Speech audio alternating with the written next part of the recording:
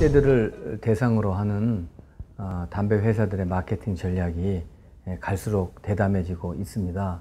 청소년을 대상으로 하는 공연이라든지 콘서트에 브랜드 스폰서를 한다든지, 또 최근에는 코로나19 팬데믹에 브랜드가 새겨진 마스크를 무료로 제공한다든지, 이러한 마케팅 전략이 갈수록 수단과 방법을 가리지 않고 점점 더 강화되고 있는 것 같습니다.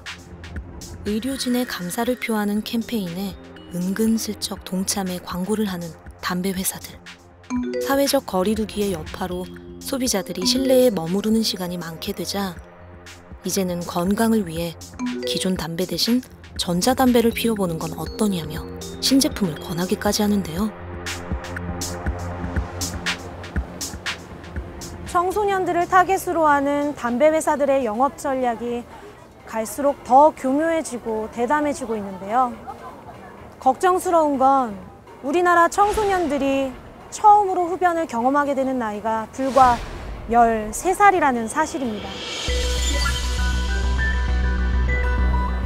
게다가 사회 전반적으로 금연 문화가 확대되고 있지만 청소년들의 흡연율은 감소세가 주춤하고 있다고 합니다. 특히 여학생들의 경우 흡연율이 오히려 높아지고 있다고 합니다.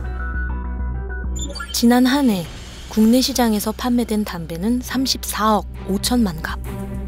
그 중에서도 눈에 띄는 건 향기를 첨가한 가향 담배의 판매가 갈수록 늘어나고 있다는 사실입니다. 실제로 젊은 흡연자의 65%는 가향 담배를 사용하는 것으로 조사됐다고 하는데요. 가향 담배란 담배 특유의 독하고 거친 향 대신에 다른 맛이나 향을 낼 수 있도록 만들어진 담배를 말합니다. 향료를 포함한 캡슐을 담배 필터 안에 넣어서 만든 캡슐 담배가 대표적이라고 할 수 있고, 담배잎이라든지 담배잎을 감싸고 있는 종이에도 향료 성분을 첨가해서 만들기도 합니다. 무엇보다도 흡연에 대한 거부감을 낮추고 담배에 대한 매력도를 높여가지고 청소년이나 여성의 흡연 시작을 유인한다는 데 문제가 있습니다. 또 하나는 특정 성분은 기관지를 확장시키는 효과가 있어서 담배를 더 깊고 많이 흡연하게끔 하는 문제도 있습니다. 달콤한 맛과 시원한 향기로 소비자들의 눈을 가리는 가향 담배. 향기에 가려진 담배의 실체를 소비자들이 가려낼 수 있을까요? 직접 거리로 나가 가향 담배 속 향기 캡슐이 어떤 제품을 연상케 하는지 시민들에게 물어봤는데요. 약간 박하향이 나니까 치약 같기도 하고. 화장품 만드는 재료 아니에요? 밥 먹고 나서 입 텁텁할 때 그 먹는 사탕 뭐 되게 화해서 코도 뻥 뚫리는 것 같고. 사실은 이게 담배에 들어가는 건데 어때요? 이게 담배에 들어간다고요?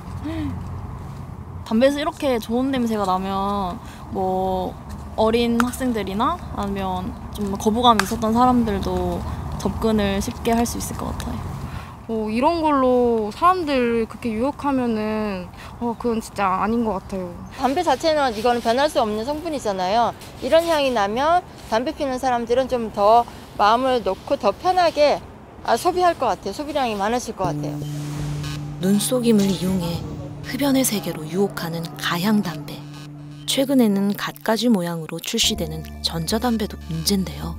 이 앞에 있는 것들이 전자담배 사용을 위해서 사용되는 기기들이거든요.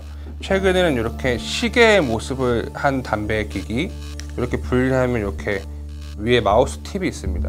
그래서 이 상태로 이렇게 흡연을 하게 되는 거죠. 향도 모양도 제각각인 이런 전자담배는 유행에 따라 수시로 디자인을 바꿔가며 출시되기 때문에 아이들의 호기심을 더욱더 강하게 자극할 수밖에 없습니다. 결국 겉으론 드러나지 않는 숨겨진 흡연자를 양산할 수 있다는데요.